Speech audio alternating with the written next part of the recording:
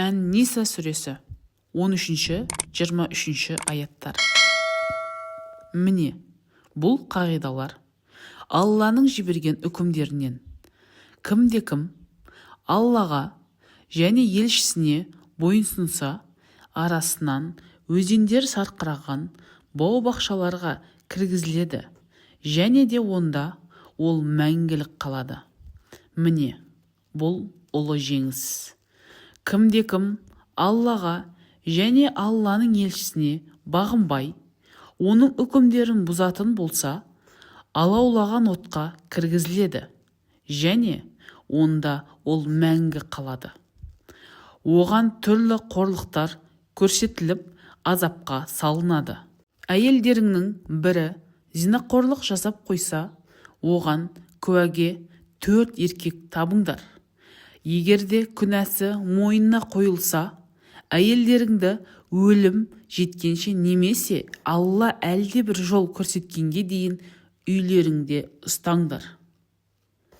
Ал егерде араларыңдағы ерлі-зайыпты 2 адам да сондай масқара іс жасаса, екеуін де жазалаңдар. Ал егерде олар тәубеге келіп түзелсе, кешірім жасаңдар. Алла тәубені қабыл етуші, ерекше мейірімді. Шын мәнінде жамандықты білмей істеп қойып, дереу Аллаға тәубе еткен пенденің тәубесін қабыл алам деп Алла уәде еткен.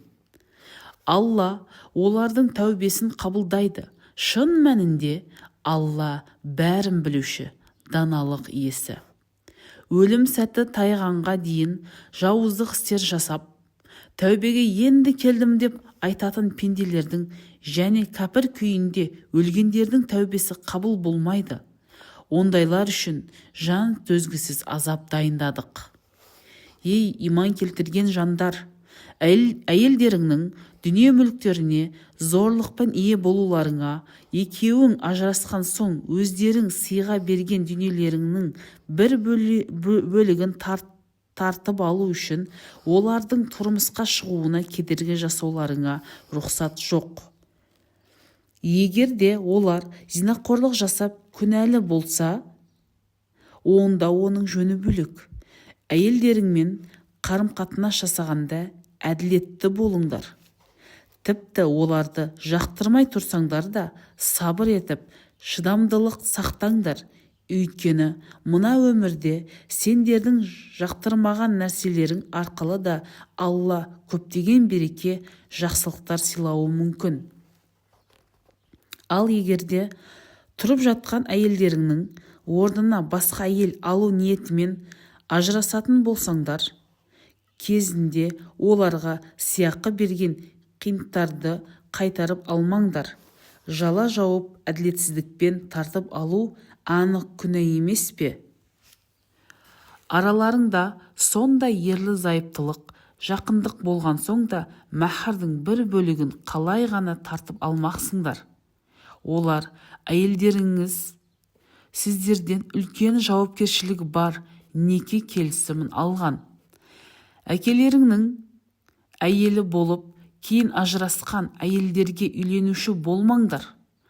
Ал егерде ол осы үкім шыққанға дейін бұрын болып қойған іс болса, оның жөні басқа. Өйткені бұл зинақорлық, жиіркенішті әдет ғұрып.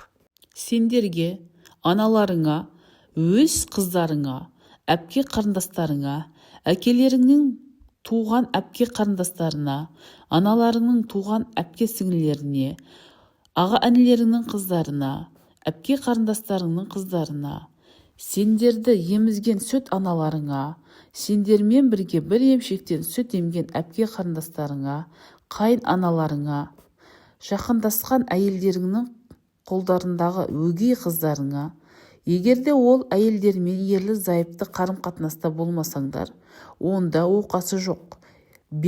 Балаларыңның әйелдеріне үйленуге тыйым салынады. Туған апалы-сіңлілі болған 2 қызға бірдей үйленуге тыйым салынады.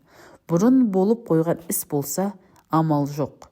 Ақиқатында Алла аса кешірімді, ерекше рахымды.